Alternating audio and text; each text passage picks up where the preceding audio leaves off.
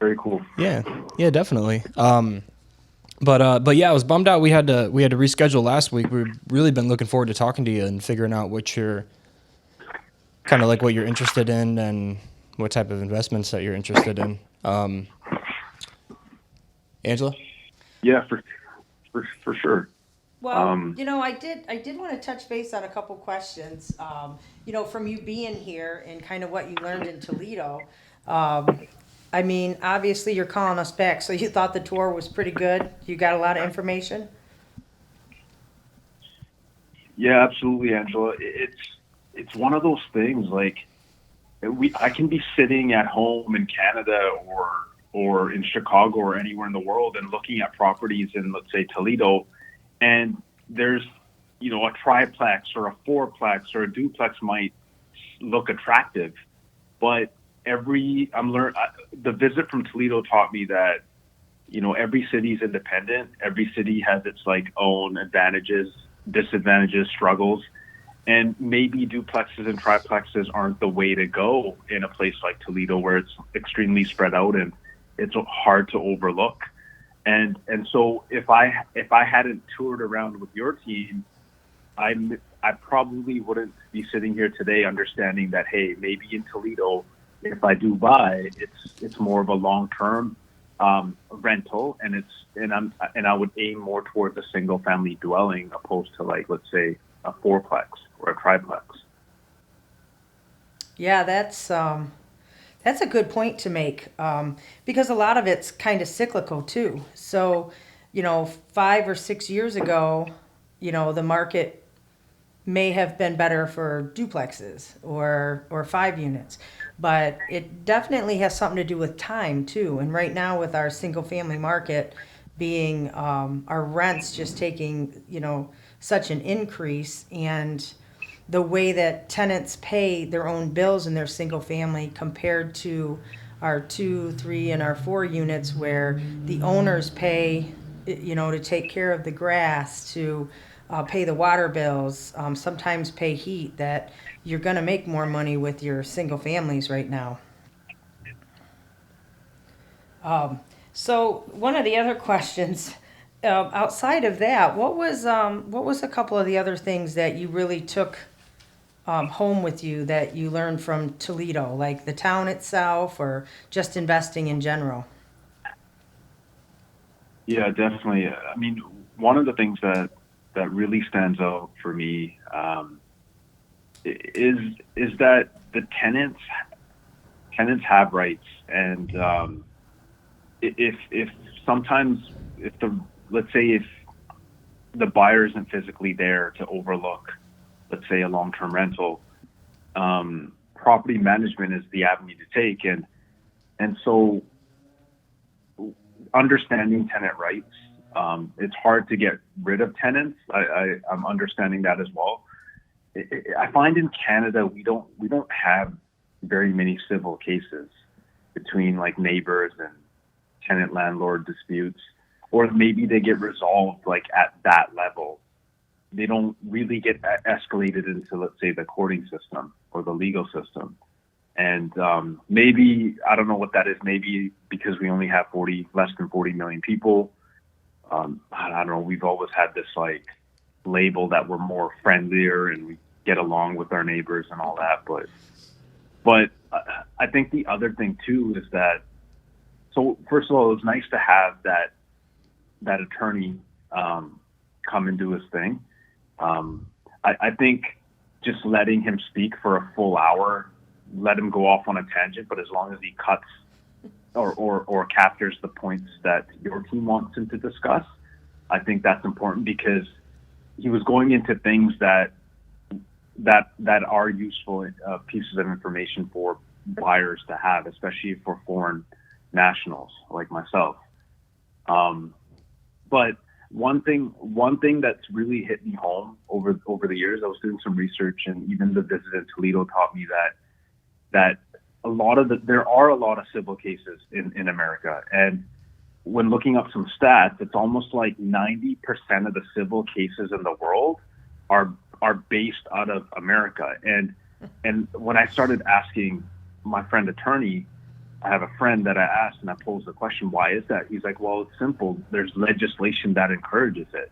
Like he popped onto Google and he's like, look, how to sue your doctor, how to sue your neighbor, how to sue your realtor. It's because there's legislation that I guess supports it. Whereas in Canada, it's like the opposite. All of our information is kept private. There's legislation that prevents us from getting sued or someone taking legal action. So going to Toledo, back to your question, it's giving me more of insight that, hey, it's not simple to manage when someone's not physically there. Maybe one or two properties, but let's say if I were to have 5 homes in the next 5 years, which is a realistic goal for me, I don't want to be overlooking those. Like maybe 1 out of the 5, but I would rather be more so hands off and someone that knows the tenant rights, the landlord rights kind of thing. Yeah, that's a really good point because I do, when I've, spoke at so many conventions, I do say it's not, once you start doing something in a kind of in a grand, uh, just bigger, 1, 2 houses to 5 to 10 houses. It's not if you're going to get sued; it's when you're going to get sued, even if it's frivolous, or you're going to win, and that's why it is all about prevention, about having your leases right, knowing your tenant rights, knowing how you're supposed to provide a service to your tenants and to your owners too, when it comes to property management. So that's a great point. So let's talk about what you want to do here in Toledo. Yeah, no, thank you for that, Angela. And I wanted to say that about your team too before I talk about what I want to do in Toledo. That, yeah, like I think even if, like, going forward, if this I guess this tour, if the first day was, let's say, all theory based, you just had someone, you just did 6 to 8 hours of in-house education, you had guest speakers, you had someone from the city talking about lead, which you kind of had, or you had a contractor there, or someone that had a ticket, let's say, of inspections for lead, and then you had a full hour of an attorney and whoever else you might feel fit to speak to, maybe even a cross-border accountant, I don't know, someone that's new getting on board that has no back history. We had a bit of history in terms of, like, we had access to an attorney. I have my own cross-border accountant, but not everyone's going to have that. And then, like, the second day would be like, get a bigger bus or something, and that seats 20, let's say, and take everyone on a tour in that bus. And it's just an idea, and you would put the cost back onto, let's say, the participants. So you would charge $800 to $1,400 per person, and I know Canadians will pay because in our cities they have equity in their homes. They have money. So $800, a grand per person for this kind of knowledge is, I think it's a reasonable kind of fit and a win-win for both. But that was just my last comment there about my experience. Oh, actually, I'm glad that you did bring that up because, we threw that together in like 2 days when Trina had called us. And I wanted to make sure you just weren't looking at houses. But you're right. It should be more, probably about 3 days, maybe 3.5 days. And we've got, a great tax guy. He's down in Florida right now, but he speaks with us at different real estate events, and he's fantastic. The attorney that was there, Dave Pettigene, his knowledge is amazing. We put him in front of groups too. His experience and the things he's seen is fantastic. I also have a home inspector, Janie, that I would have loved to invite, but we didn't really have enough time. But oh man, the knowledge she has in Toledo with just buying in different areas is absolutely amazing. So when we do the next one, we're definitely going to plan it ahead of time. And I do feel like bringing people in, having them pay for some of the education. I'd rather see somebody come in and pay $1,500 for 4 days of education than like the unit that we took you guys to, where he's plopped probably $350,000 down in Toledo so far, and he hasn't made a dime, and he's continuing to put money out because he got involved with a newer company. They look big, they look like they have experience, but they really just threw everything together last year, and their maintenance was horrible. They didn't encourage him to have an inspection on a building. And I mean, it would have been fantastic if he would have just spent 4 days here, and got a little bit of an education before plopping down and buying something that's costing him thousands of dollars to fix. So what you're saying is $1,500 could have saved you $300,000? Could have saved him $300,000. But yeah, so I know that you were talking about using Toledo as your long-term investment and using Cleveland as your more short-term Airbnb type style investment. When we were touring those houses of those single families, what was jumping out at you more? Kind of those houses at a lower price point that needed a little bit of rehab work, or kind of the ones that were more ready to go and kind of ready to cash flow? Yeah, I mean, I love the idea of the homes that are ready to go, because, like I don't want to get involved with rehabs, but also at the same time, like, I mean, if the home is 10, 15 grand and someone's there to rehab it and put 40, 50 grand into it, like, that's something I would be interested in as well. I think for my first home, I would want something a little bit more turnkey.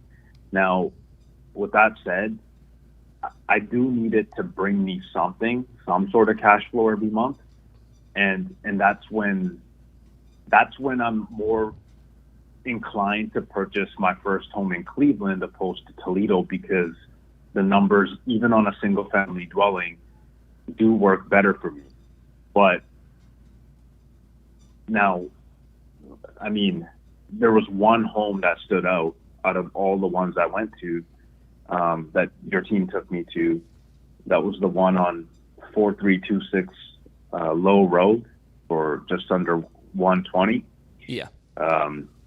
And that one, because I started and I started crunching numbers, and it's a home that I would want to live in. But then again, I gotta take my emotions out of it and say, hey, you know what? I'm not going to be the one living here, and I got to look at numbers. And I have one home in Canada, like 1.5, but I own one, and I rent it out, and I break even on it every month, and then every year I pay the property tax out of my own pocket. So it's one of those situations that, yeah, I'll have money when I sell it, or if I decide to somehow creatively pull the equity out and use it. But I just don't want to be in that situation if I were to invest in the States. I want it to pay me every month at least anywhere from like $500 to $1,000 every month. If I were to, like, if I went cash in on this, which I could do today, like let's say if I got it for 105, 110 or whatever, and I went cash in, it'll pay me, let's say, conservative estimate, $1,300, $1,400 US a month. But I don't think that's the smartest way either. I think maybe 20% down, and then leave it with property management. And then, if my mortgage is covered on that, which I do have access to, I have a conventional mortgage and I have asset-based lenders, I'll still be bringing in a little bit of cash flow every month, between $500 and $800, depending on what my other, there's always fees that pop up, but I left that $300 buffer there for a reason. I hope this is making sense, what I'm talking about. I'm just going to stop talking right now. No, you know what? I think that's fantastic. You made a couple good points. One, something that I've taught over the years, and we've seen here in Toledo, so many people fight for them $40,000 houses that need this ton of work. When one of my investors, we came in and we just bought, we bought some short sales for him. We bought estate sales for him. We bought things that were just 100% ready. Some auctions, and they were a little bit below market because they were motivated sellers. But we walked in and didn't have to do a lot of work. And he's got a fantastic portfolio of houses, and he didn't have to put a ton of money. And we had tenants right away, and they're lovely homes because they were very well taken care of by homeowners. The second point is, you're right, that Low Road house was fantastic, and one of the people on the tour does have an accepted offer on that we're going to be closing on in a couple weeks here at 110. So your numbers were really right on that house. And thinking about whether or not you would live in a house or not, I think that's a good point. When we buy houses here in Toledo, that's the first thing I think is, do I have that good feeling about this house that I would want to live here? That it's because those houses are going to produce more money. Yes, we do have a tenant ready for that house at $14.95 too. One thing about our company is we always have people calling us for our houses because we do have very nice houses that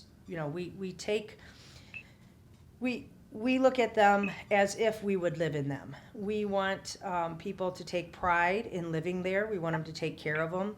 So when you do have top houses that are similar to something that you would live in, that's exactly the type of tenant you're going to get. So some really good points there. And I feel like you're coming into the market in Toledo with the right attitude, with good knowledge. We did look at that house when you talk about that, finding something cheap. Finding anything at $10,000-$15,000 around here is a rare unicorn. But I did take you to that house in Point Place that I was at Home Depot, and a lady grabbed me because she had it on the demo list, and I went out and gave her 10 grand for it, got it off the demo list, and it's, we're going to put 50 grand into it, and it is worth $160,000. So that's where boots on the ground here are going to find deals like that. Not to mention, we are sheriff's deed buyers and auction buyers. So some of them deals, while they're rare, they are here, and you got to be ready to grab them. So yeah, so much good things in what you just talked about. Yeah, but we also had that house that we looked at that was 35 or 40,000 in, I'll call it, a less than desirable neighborhood that gets stripped every time that you try to put any money into it. And also had four different, way that people were starting to rehab it. It was just a mess. You could see it was a DIY project. Yeah, definitely. And then even that, multi-units. I had the opportunity at a 2-unit last year in a very desired school district, desired neighborhood. And that would have been a great deal if I could have got it at the price I wanted it at. I would have bought it, but she wanted a little bit more for it. I'm not quite sure what she ended up getting for it, but she did sell it pretty quick because of location. But it's going to be more of a long-term hold because of, taxes, where it's at. So, it really is about area. It's street by street out here. So AZ, so where are you at as far as are you currently looking for some investments in Cleveland right now? Should we be kind of pulling some houses and some investment opportunities here in Toledo for you to take a look at, or kind of where are you sitting at right now? Yeah, definitely. I do want to purchase a long-term rental unit in Toledo. Ideally sometime this year.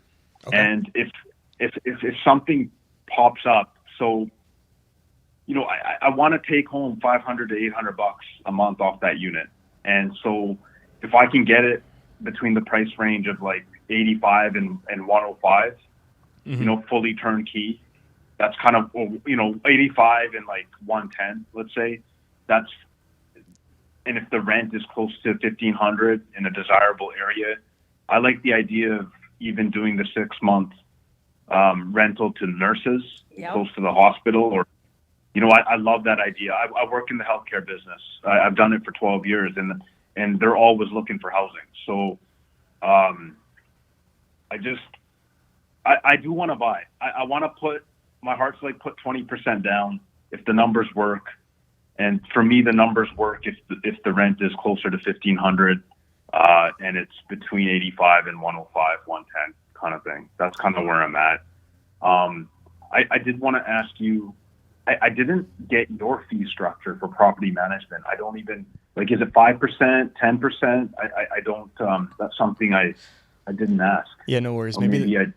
Sorry, maybe that's definitely something we add to the next tour where we talk about our. Well, on average, property management is 10% of your gross rents. And then it's 1 month for a leasing fee, 1 month rent. Pretty average. Some people do some different things. From there, property management will take you in a whole different fee structure that you really do need to be aware of. It's very common to upcharge some of the maintenance that's done out of house, which can be anywhere from 5 to 10%. You get a $8,000 roof done, nobody's going to take 10%, but you do got to cover your general contracting time in that. So sometimes there's a little upcharge. There are companies that will charge you for every bill they pay. We don't. We figure that's part of our management costs, and we're very online. And then as far as maintenance goes, it's always case by case. For our general maintenance, we have on-staff employees that are very educated in the fields that they do, with electric and plumbing. And then anything that requires a license, that's when we hire outside of the company. And it really does, go by, what they have to do. There's no set schedule on that. We like to focus on preventative maintenance because that's where you get your cash flow. We like to make sure we inspect the homes very well, walk through them. We have our checklist. We like to make sure, all our drains are cleared. Everything's good from the beginning so that nobody's got to go out and spend, a $75 trip fee to drive out and fix a doorknob. So that's one thing that we're very, very good at is the preventative maintenance, making sure things are taken care of before somebody has to call us. But, as far as that, there are, other companies that take more fees, for everything that they do. Talk to you on the phone, there's a fee.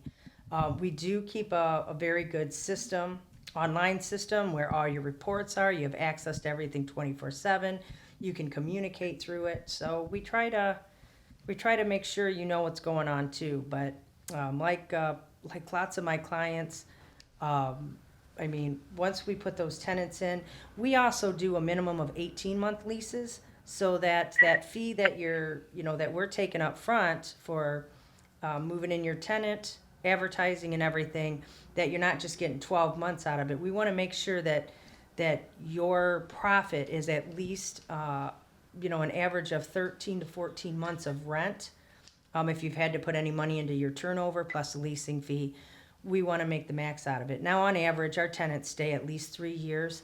But I have tenants in homes, they haven't even had a second tenant in them. They're first tenants, and they're going on 7-8 years. We've actually, I can't believe how many mothers that we've got to see raise their children from 4 years old to, they're 12, 13 now, and have moved from one house to the other with us.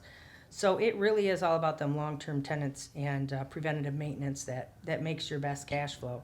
And your price range is perfect right now. That's a very good buying point to start making money here in Toledo right now. Does that answer your question about the fees for the management? Yeah. I know that was kind of a long response. Yeah.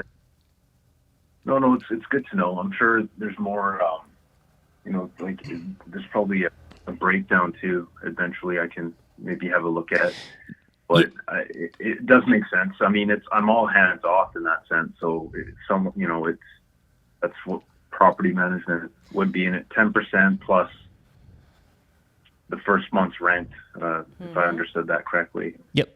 Yeah. And so if it's 10%,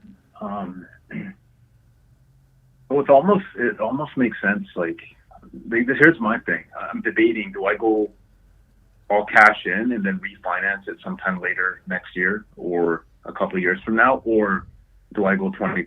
And so, like, for some reason, the numbers seem to work better for me if I go all cash in and refinance later, or I'll have to crunch the numbers again if I go with 20%. Plus, let's just go 15%. Just, you never know. And then, yeah, sorry, go ahead. You know what, you're going to be case by case. There's going to be times where, we might call you and say, hey, you know what, this is a good house, I'll cash in, because there's work to be done, you've got some value here, and to refinance later.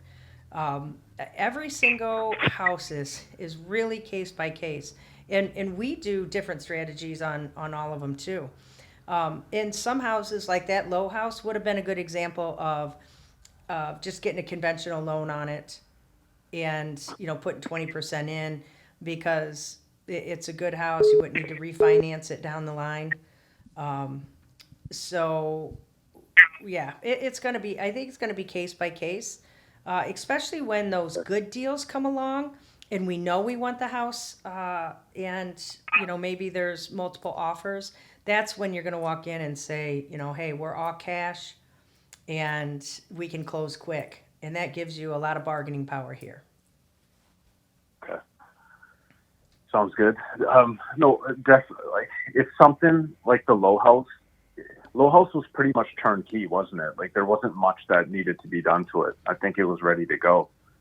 A little bit. It had a little deferred maintenance. We have to do some paint on the outside, and around the soffits needed some repairs, because we are going to have to certify that lead safe here in Toledo before we put a tenant in it. And then the deferred maintenance would be a roof down the line. We are having a home inspection on it to kind of take a look at how long that roof will last before they have to put money into it. But it seemed pretty solid. There didn't seem to be a lot of issues where anybody would have to do anything right now. So yeah, maybe just about $1,000, $1,200, and some touch-up paint to get it certified. But brand new furnace, brand new AC, brand new hot water tank. And the work that was done to it, even though the kitchen was more original and was just more fresh paint, it was just very well maintained. That woodwork was beautiful too.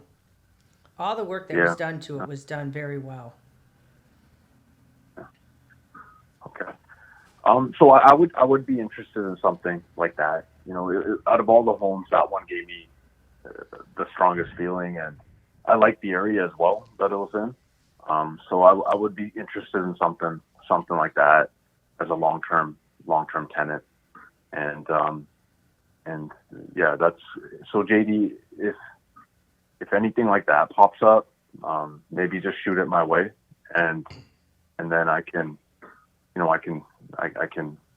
I'm still in Chicago for the next month. I can always drive over to have a look at it myself. Okay, awesome. Go with that. Yeah, Yeah, absolutely. We'll just keep our eye on the MLS listings and then the auctions as well. And then as we see some cool stuff, we'll definitely send it your way. I appreciate that. I had one question. I have to ask this, because is there someone else in town that deals with duplexes? Because there was something about duplexes that your team wasn't like a fan of, or is there a reason for that? No. Yeah, no. So I didn't mean to interrupt you. So it's not that we stay away from multifamilies, because we absolutely will manage the multifamilies. It's just very dependent upon a few factors. So one of those factors being location, and why we wouldn't recommend you investing in some specific less profitable areas. Some less profitable areas, because like, let's say over on that duplex that we looked at, it kind of seems really good on the surface, but one of those factors that you have to think about is what type of person am I attracting here, and how hard is it going to be to find a qualified tenant and to keep them long term and not a high turnover rate. So the go other ahead. thing, if I can jump in there real quick, is I have a fantastic duplex, and we bought it from the original family that built it. It was purpose built, and it was very well maintained over the years. So that one, we updated the kitchens, but they had taken care of it. It's 1928 or 1940 or something. So being that it was so well taken care of and the maintenance was low, the property does very well. And she got it at a fantastic price during a certain time of the market. I mean, she paid $49,000 for it. So what we talk about with duplexes in purchasing, 2 to 4 units, or, even 8 units, even multifamily here, is how well they've been taken care of and the amount of maintenance they're going to have, and definitely, being in a more profitable area. So if you have a very, very nice duplex, they are renting. That duplex that I have that I'm talking about is very profitable right now. But when you work the numbers on them, you have to work the numbers different. You're gonna people think because you get higher rent that it's a better buy, and that's not necessarily the truth, because of the amount that the owner has to pay as far as water. You can't control your tenants. If your tenants leave the hose on and wash their car with the water, you've got to pay that water bill, and your only recourse is to let them know that it's unacceptable. If they leave a toilet running and don't call you, and your water bill, this is what we just had on that 6 unit that I was talking about, $800 water bill because the tenant didn't call in the repair. And so those are the things that you have to watch for in multi-units. So you want to get them at a better price. And you want to make sure that when you're looking at your numbers for your cap rates and your returns, that you are figuring in, one, a little more maintenance, and two, the general cost that the owner has in having them. I would actually rather see somebody purchase a 4-unit that's been very well maintained than a duplex, so that you actually have more rent coming in. Because with 2 people, in maintaining all of that, you will have less cash flow compared to even a 4-unit when you start looking at the multi-units. But no, we manage. I've done multi-units. We just had a call to take over a 30-unit, and it's been so poorly taken care of, and too many Indians or too many chiefs and not enough Indians, that we're not going to take that project on. But we've got an 8-unit that you guys didn't get to see that we're doing some interesting things with and turning around. And he bought it for $210,000, and it's an 8-unit, and each unit's making about $800 a month. So that totally makes sense. So no, we're not opposed to it. We just want to make sure that everybody's got a clear understanding of what you're responsible as an owner here in Toledo as far as tenants' rights and multi-units and what our laws are. You can't have a tenant pay one tenant pay the entire water bill or something, and they're just single meters. So you can split them, but it is expensive. So you just got to know what you're getting into and know how to run your numbers on them. Gotcha. Yeah, definitely. Yeah, Go ahead.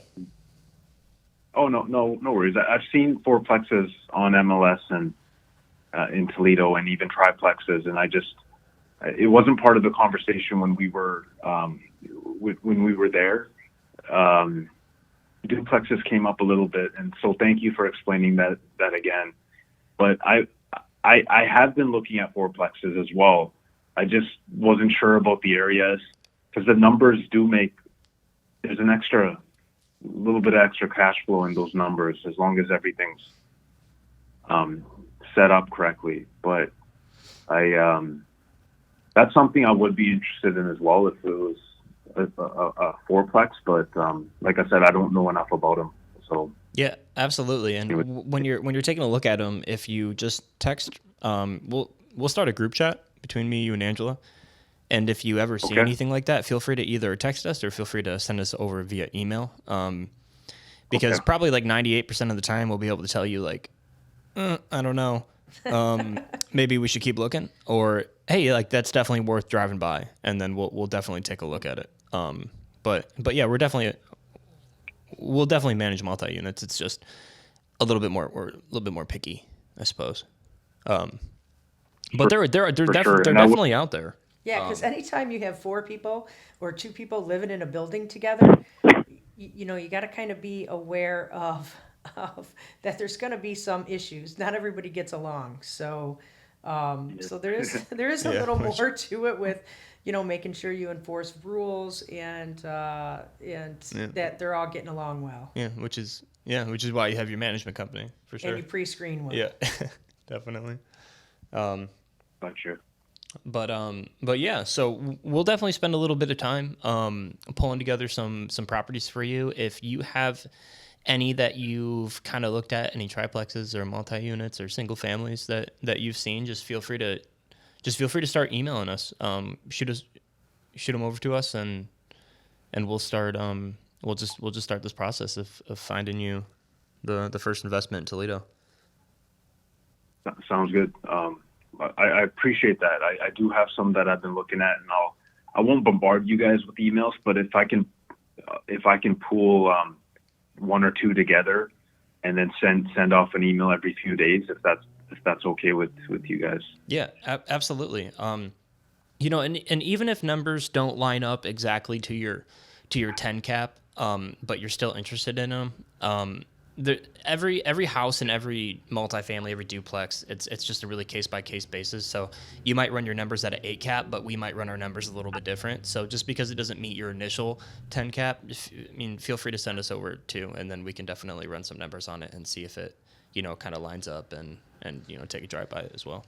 The other thing that's really common in multi-units is you have investors that are ditching them because they, haven't done well with them. They've had not so great tenants, or in this town, not so great management.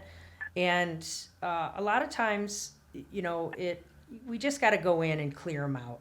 You just go in, you empty them out, and you just got to be ready to do that. And then in the long run, you can make good money on them. Sometimes the rents are a little lower, or the tenants aren't paying on time, and that's why owners are getting rid of them. And sometimes we say, okay, be careful of something. If it looks too good to be true, it usually is. We've had a lot of people buy units thinking that, oh wow, it makes this much money, all these tenants, this rent, and then they close on it and find out that 3 of the tenants haven't paid rent in 3 months. So Oh shit. Okay. yeah, Yeah, they weren't yeah. ready for, and that's why we talked a lot about real estate agents helping people find houses compared to the property management that's a licensed brokerage that's going out and finding investments for you. People who do this every day that are going to take something into their management, they should know to provide you with all that information. I'm just not asking for leases. I want current rent rolls. I want the history of how everybody's paying in those units to find out if this is something where we're going to have to chase tenants down for their money all the time. That other sixplex, the management company moved in a young lady that only makes $475 a month, and she signed a $635 a month lease. I don't know about you, shit. but there's not a lot of common sense to that. So she's constantly trying to get assistance, and that's just obviously we know what's going to happen there. You can't just live off of assistance and have it pay your rent on time every month, and we require you to pay your rent on time every month and be able to afford it. We're happy to take assistance when people need it. People run into problems. Toledo's got a lot of great agencies here that help tenants out in certain circumstances. But when people move in, they should have enough money to cover their rent. And that's something that, when you look at these multi-units, you want the full history on these tenants. We also found out that, we have a screening, and, recent felonies is something that we don't allow in our properties, in our multi-units, because, you got to be aware of your other tenants too. And, this is a multi-unit that, has multiple felons in it, which, is just something we don't specialize in. And now when we are trying to get other tenants in the rest of it, we have to disclose that to them. And, that makes it harder. So that's another thing that you have to look at when buying a unit. How are these tenants placed? What are their records? What agencies are they working with? Really useful information, both of you guys. So thank you. And I do have one or two. One's a triplex in mind, and one's a fourplex. I'll shoot it your way today, and whenever you guys have time, just comment on it. Let me know, and then. But it's good to know what you just said about, because I have one tenant in Canada, but he's been there since 2018. So these are, and I lucked out because he pays his rent on time, right? I asked for, I know where he works. I talked to his employer before, back in 2018. But these are things I don't necessarily think about because I don't have 4, 5, 6 tenants. So this is really good to know to ask for rent rolls. Like that's something I didn't even know we can ask for. So thank you for that. Yeah, absolutely. Send those over to us. I don't want to keep you too long. I know you're probably got a busy day. But send us over those properties, and we'll do some legwork on our end as well. And hopefully we can just make something happen soon. Yeah, and he's going to help me take my comedy show on the road. Oh, hell yeah. Yeah, I already listened to half of that Judy Carter book, so I'm almost ready to go. Yeah, dude, and let us know when we can come see you do some stand-up, man, in Chicago. That'd be awesome. For sure, dude. I'd make for sure. I'm working on a full show right now, and there's corporate comedy, then there's comedy clubs. Comedy clubs pay what, $10 a show, $20 a show. There's not. I just do it to kind of practice my material, but corporate shows on the other hand, like your mom can do as well, Angela. You can do real estate conventions and anything to do with cash flow, really, because you can tire 1 hour into cash flow, so it's you got it. You just kind of just keep writing and just write serious. That's the only kind of suggestion I have to anyone, because you can always take your material and get someone to help you punch it up, meaning like put laughs in it kind of thing. So, and you naturally do it, by the way. You already naturally do it, and I think you have a niche. It's that, I'm just going to say it, it's that Midwestern, that you got that country niche, and people will listen to you. You got people in Tennessee, Kentucky, Mississippi, you name it. Anyone from a small town. I grew up in an extremely small town in Canada with 10,000 people, so I was forced into learning the country cowboy way, even though I don't really show it. Just, I didn't ask for it. It just, there was one Indian family, and it was my parents. Oh, that's funny. Yep. Yep. Well, so we had bush parties. We would party, funny. and we would light campfires in the middle of nowhere. That's how I grew up. It doesn't look like it from looking at me, but that's kind of my yeah. That's how we grew up too. I'm like ripping our backyard apart to make a dirt bike track. Yeah, well, we have a fantastic library here that does heritage and all your background. You can trace it by name. And I went there one day and I looked up our family history. And while I know that we had a lot of Indian, I was looking for a whole nother name, and they're actually, it's hillbilly. There is a hillbilly heritage. And when you look up our history of our last name, Huddleston, it says right next to it, hillbilly. Yeehaw. And I know it. And I'm like, yeah, that pretty much fits us. Yep. Oh, that's a punchline in your set too, by the way. So it's something that you can always go back to. Like you define yourself, you define your setting, and that there's one thing in comedy, if you can make the audience feel relatable is one thing, but if you can make the audience feel sympathetic or more superior to the speaker, you lock them in the first 5-10 minutes. So the way to do it is to kind of not trash your background, but just to kind of make fun at it, poke at it.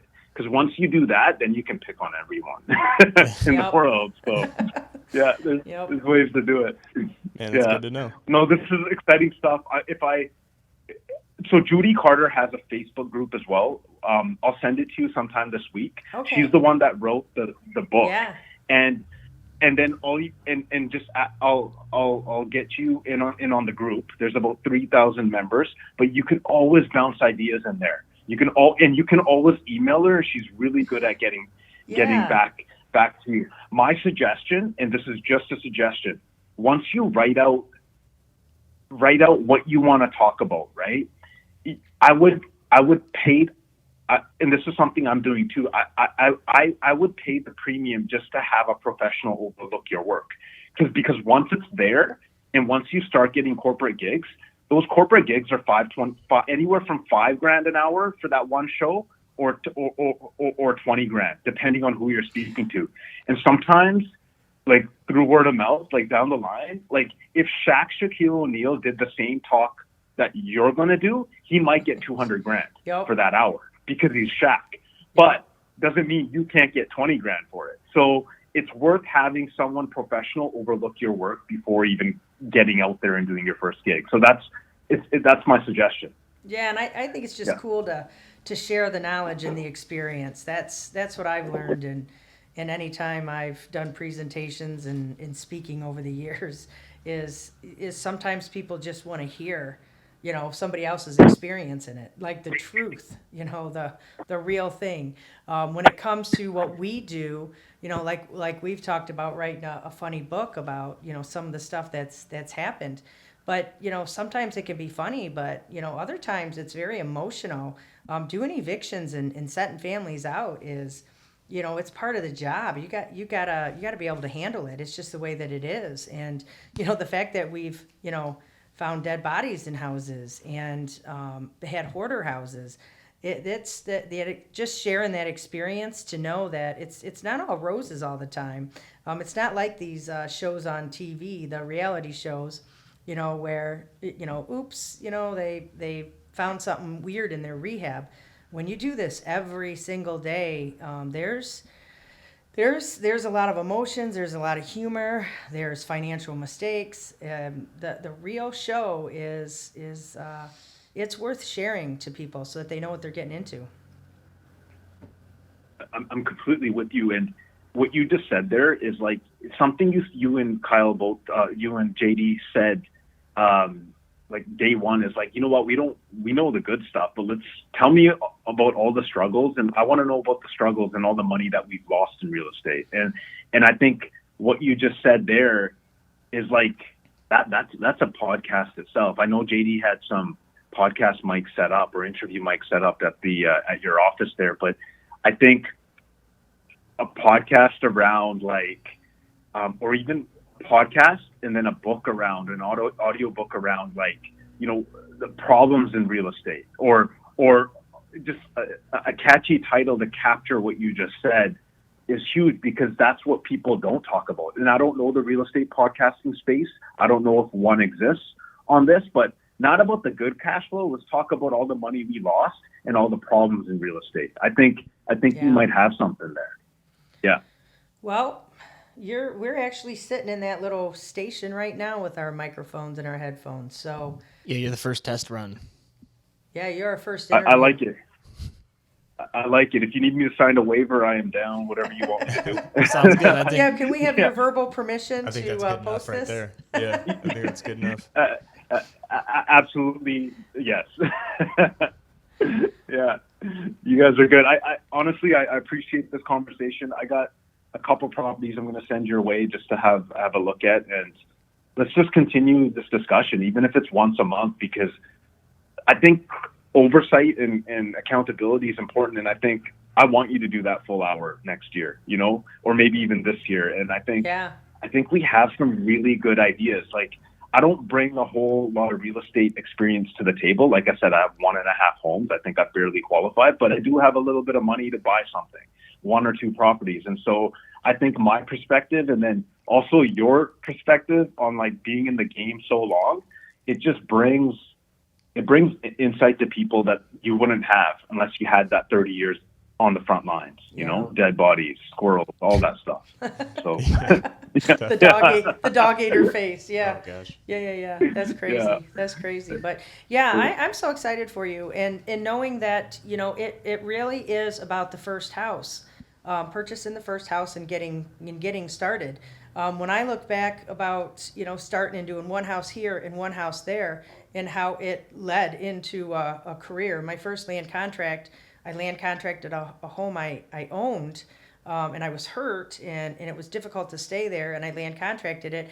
It was my first deal at 23, 24 years old, and I definitely got a little excited about, how they were paying a certain price, and then I had to move someplace else, and they basically covered 2 payments for me.